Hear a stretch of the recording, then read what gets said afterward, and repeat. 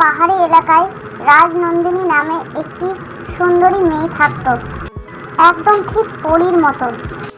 সেই মেয়েটি যে কারো বাড়িতে পা রাখতে রাখতেই তার বাড়িতে অনেক ধন সম্পত্তি চলে আসতো। একদিন সেই মেয়েটি পাহাড়ি এলাকার পাশে এক ফুলের বাগানের দিকে ঘুরতে যায়। সেইখানে এক শাকচুন্নি এসে যায় তার সামনে, আর সে ভয়ে চুপচাপ হয়ে যায়।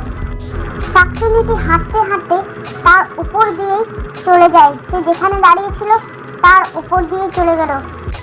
কিছুক্ষণের মধ্যে সেই মেয়েটিকে শাকচুন্নি এক ভুতুড়ে জায়গায় নিয়ে চলে যায়। সেইখান থেকে বেরোবার আর কোনো রাস্তা নেই। সেইখানেই মেয়েটি বন্দি হয়ে থেকে যায়, আর শাকচুন্নি হা হা করে হাসতে থাকে। গীতা বলছে, মা আমি আর স্কুলে যাব না। গীতার মা তখনই গীতাকে মারধর শুরু করে দেয়। গীতাকে বলছে, কেন স্কুল যাবি না তুই? গীতা বলছে, স্কুলে শাকচুন্নি আছে মা, সেই শাকচুন্নি আমার পিছন পিছন আসছে, তুমি দেখো, আমি ঘরে যাই।